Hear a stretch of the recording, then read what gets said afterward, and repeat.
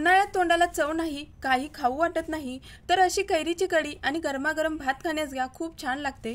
त्यासाठी एक छोट्या आकारातील कैरीचा शेंड्याचा भाग काढून मी दाखवल्याप्रमाणे वरची साल काढून किसून घ्यायची। नंतर तयार किस थोडंसं पाणी घालून शिजवून घ्यायचा। किस शिजतोय तोपर्यंत कढीसाठी वाटण बनवून घेऊयात। खोबऱ्याचा वरचा पाटीचा भाग काढून खोबऱ्याचे तुकडे करून घेतलेत। लसूण, हिरवी मिरची, कोथिंबीर, जिरे पाणी ओतून बारीक पेस्ट बनवून घेतली। नंतर शिजलेला किस थंड करून पेस्ट बनवून घेतली। फोडणीसाठी तेल गरम झाल्यावर मोहरी, जिरे फुलले की खोबऱ्याचं वाटण घातलं। कढीपत्ता घालून सेकंदभर परतलं। वरून हिंगपूड, हळदपूड घातली। कैरीचा तयार पल्प घालून आवश्यकतेनुसार पाणी ओता। वरून चवीनुसार मीठ घालायचं आणि मंद आचेवर सतत ढवळत कढीला उकळी आल्यावर गॅस बंद करून वरून गूळ घालून खाण्यासाठी तयार झाली कैरीची आंबट गोड अशी चटकदार कढी। उन्हाळ्यामध्ये शरीरातील उष्णता कमी करण्यासाठी काकडी आवर्जून खाल्ली जाते।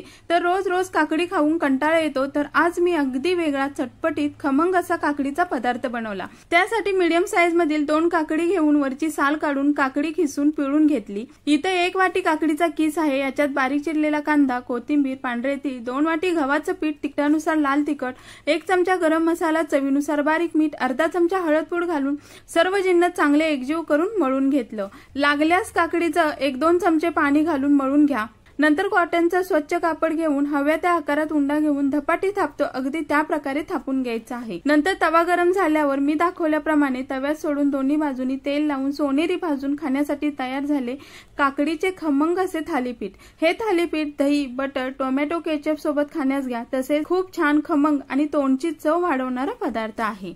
एकदा बीटाची अशी कोशिंबीर करून तर बघा। त्यासाठी बीटाचा शेंडा आणि बुडक्याचा थोडा थोडा भाग काढून वरची साल काढून घ्यायची। नंतर किसणीने बीट किसून घेतलं। वरून चवीनुसार बारीक मीठ, साखर, कोथिंबीर, दही घालून चांगलं एकजीव करून घ्यायचं। आता इथे मी शेंगदाण्याचं कूट घातलं नाही, हवं तर तुम्ही जाडसर शेंगदाण्याचं कूटही घालू शकता। तडक्यासाठी तेल गरम झाल्यावर याच्यात जाईल मोहरी, जिरे, बारीक चिरलेली मिरची, कढीपत्ता, किंचितशी हळदपूड, हिंगपूड घालून वरून तडका ओतून चांगलं मिक्स करायचं। हे पहा, खाण्यासाठी तयार झाली बीटाची कोशिंबीर। उन्हाळा सुरू आहे तर शरीराला थंडावा देण्यासाठी जेवणासोबत अशी कोशिंबीर नक्की बनवून पहा। चुरचुरीत खमंग काकडी बनवण्यासाठी काकडी स्वच्छ धुवून शेंडा आणि बुडक्याचा थोडा थोडा भाग काढून काकडी किसून घ्यायची। नंतर काकडीतलं पाणी पिळून किस काढून घ्यायचा।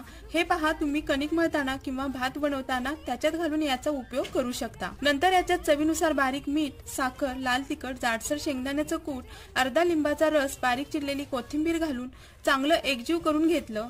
फोडणीसाठी तेल गरम झाल्यावर मोहरी, जिरे, थोडी हिंगपूड, वाटल्यास हिरव्या मिरचीचे काप घालून वरून तडक्याची फोडणी दिली।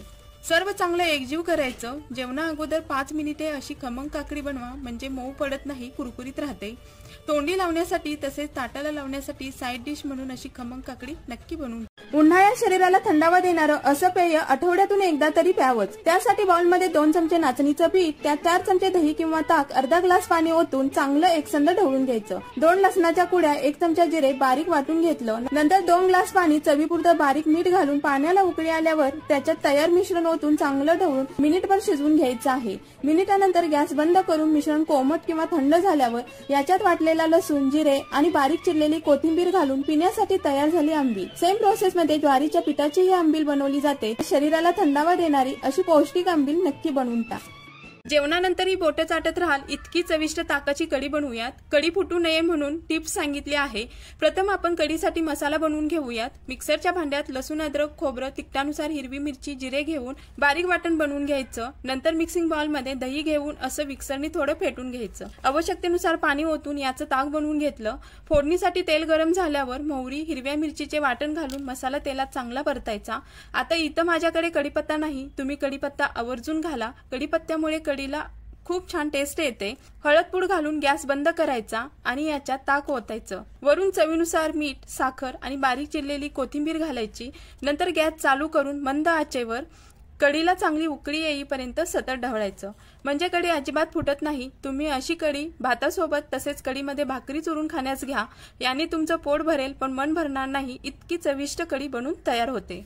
उन्हाळ्यात स्पेशल आज रेसिपी। त्यासाठी बाउल मध्ये दही घेऊन चांगलं फेटून घेतलं। पॅन मध्ये 2 चमचे तेल गरम झाल्यावर मोहरी, जिरे, 2 लाल मिरच्या, कढीपत्ता, हिंगपूड घातली। बारीक चिरलेला कांदा, 2 हिरव्या मिरच्या बारीक चिरून घातल्या। अगदी बारीक चिरलेला टोमॅटो, 2 चमचे लाल तिखट, चवीनुसार मीठ घालून हलकासा कांदा टोमॅटो भाजून घ्यायचा आहे। खूप लालसर कांदा भाजायचा नाही, नंतर भाजलेला तडका दह्यात ओतून चांगलं मिक्स केलं।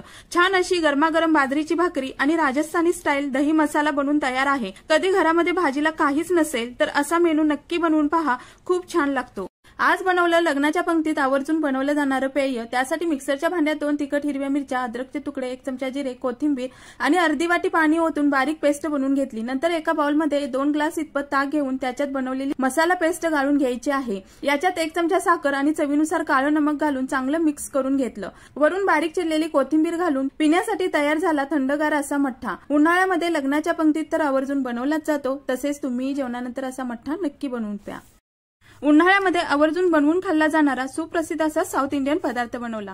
त्यासाठी बाउलमध्ये 1 वाटी शिजलेला भात घेतला, त्याच्यात अर्धी वाटी दूध आणि 2 चमचे दही घालून चांगलं मिक्स केलं। याच्यात अगदी बारीक चिरलेला कांदा, मिरचीचे काप घालून चांगलं एकजीव करायचं आहे। नंतर तडक्यासाठी 2 चमचे तेल कडकडीत गरम करून राई, जिरे, 1 चमचा हरभरा डाळ, 1 चमचा उडीद डाळ, कढीपत्ता, सुकलेल्या लाल मिरच्या, चिमूटभर हिंगपूड घालून तयार तडका मिश्रणात ओतून वरून बारीक चिरलेली कोथिंबीर, चवीपुरतं मीठ आणि 1 चमचा साखर घालून चांगलं एकजीव करून खाण्यासाठी तयार झाला कर्ड राईस।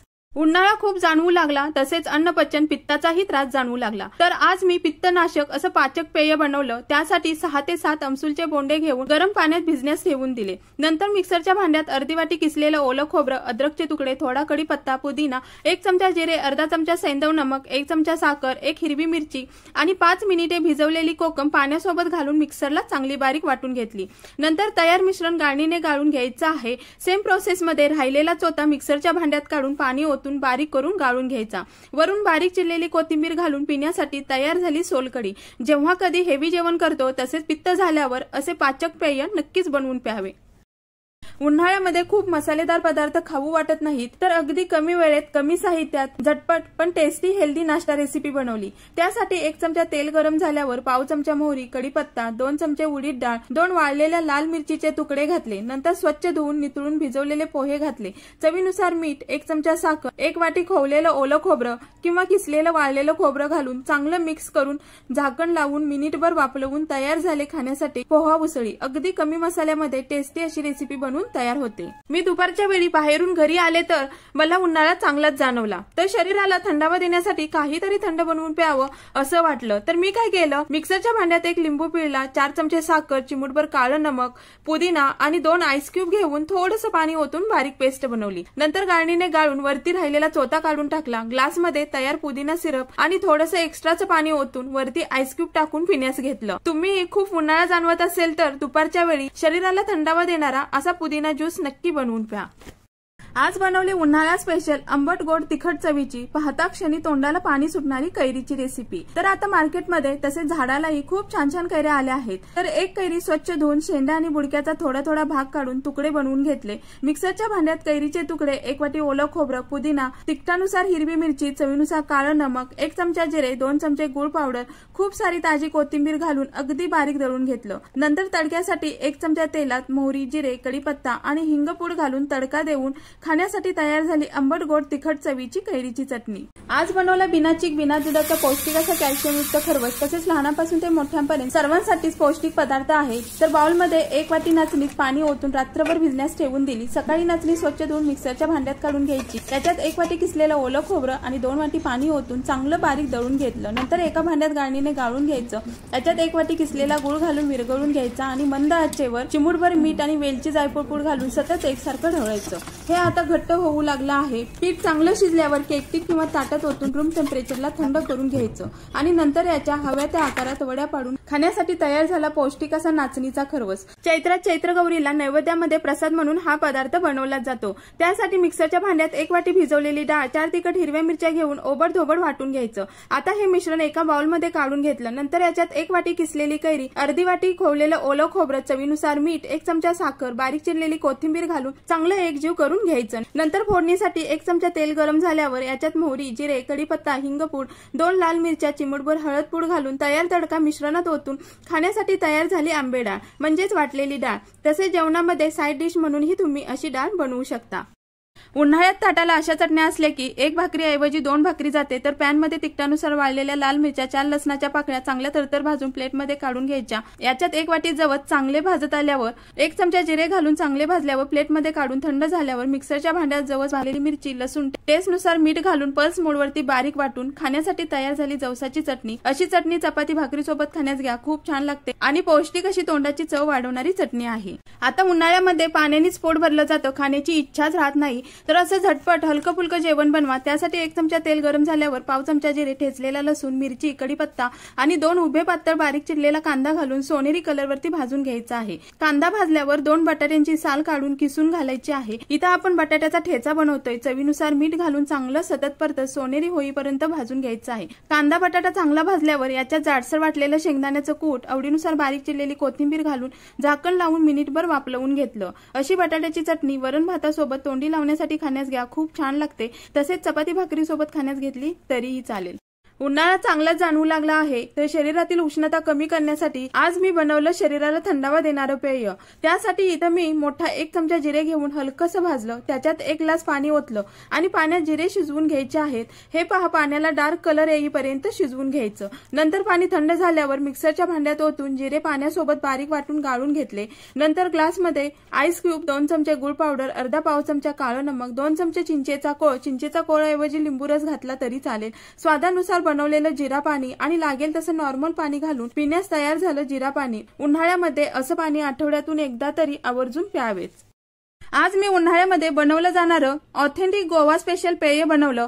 हे पेय जेवणानंतर आवर्जून बनवून प्यायलं जातं। त्यासाठी 10 ते 12 कोकम म्हणजेच आमसूलची बोंड कोमट पाण्यात 15 मिनिटे भिजण्यास ठेवलेली। ते आता कुस्करून त्याचा रस गाळून चोथा बाजूला करून घ्यायचा आहे। कोकमच्या पाण्यात आवश्यकतेनुसार थंड पाणी होता। याच्यात बारीक चिरलेली हिरवी मिरची, अद्रक, लसण, चवीपुरतं काळं नमक, 2 चमचे साखर, बारीक चिरलेली कोथिंबीर घालून चांगलं मिक्स करून जेवणानंतर पिण्यासाठी तयार झालं गोवा स्पेशल तिवळ।